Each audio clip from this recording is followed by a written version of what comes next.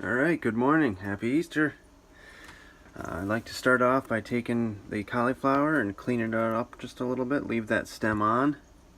Same thing with your beets. Clean them up and then peel them. And I like to get all that stuff here going in some steamy water to get it steaming. So you can set the whole cauliflower right there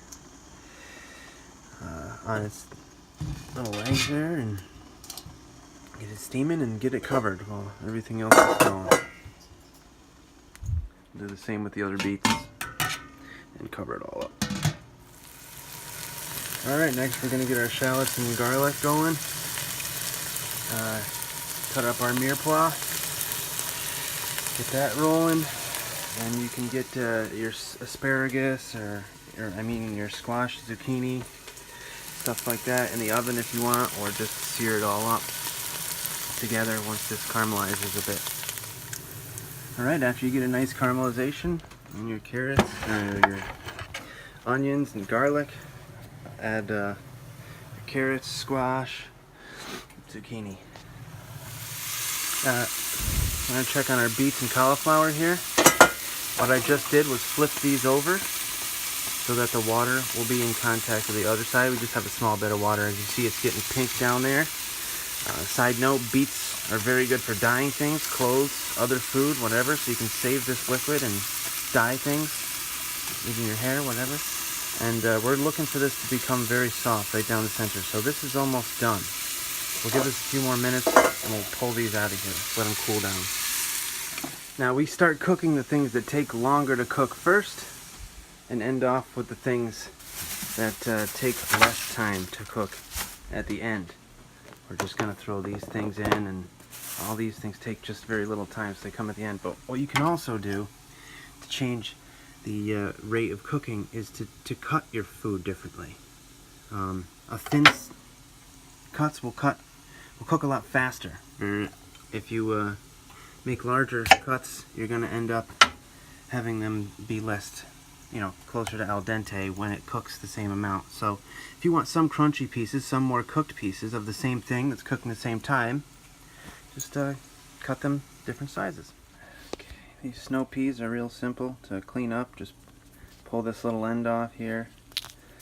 And some people don't even do that. They just cook them right in. And all these extra vegetable ends, they're great for making stock or using for compost.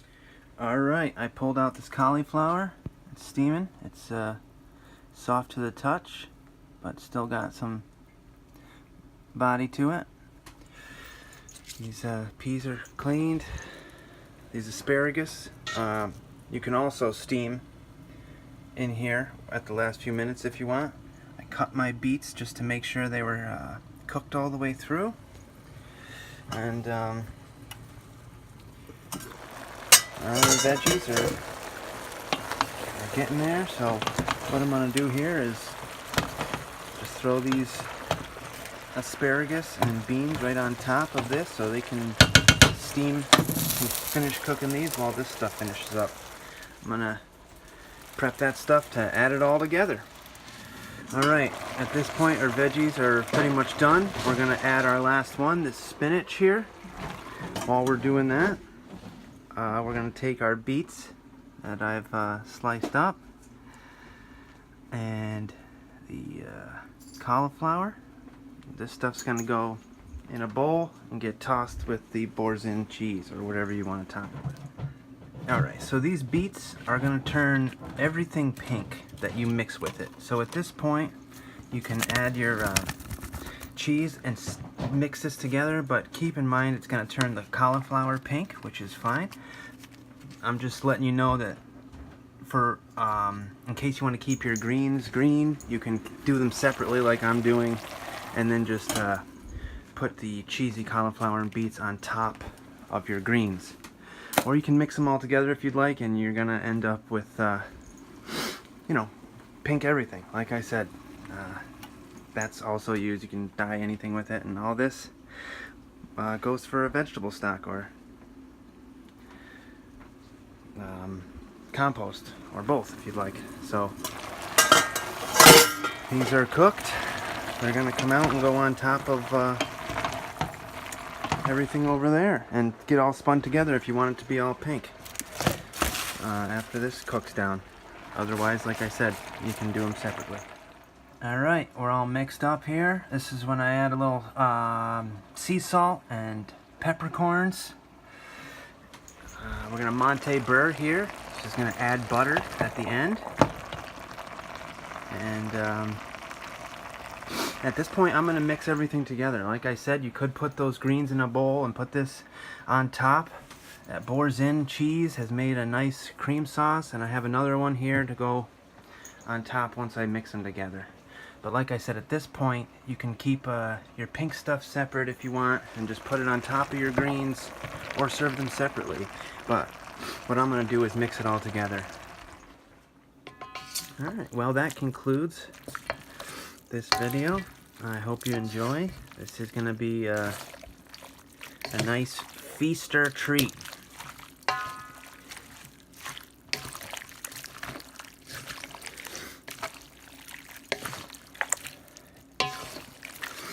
And of course, like I said, if you want your vegetables a little undercooked or overcooked, you can change some of the variables I showed you with timing or variable size in your cuts. But that cheese, the Boursin, it's a soft cheese. It's optional at the end, but I think it makes for a nice, quick sauce, and it brings things together nicely. Like I was saying about the coloration, this is all going to turn pink. The beets are a very strong dye, so be careful as you're cooking, because you'll end up with some stains if you don't respect the beet.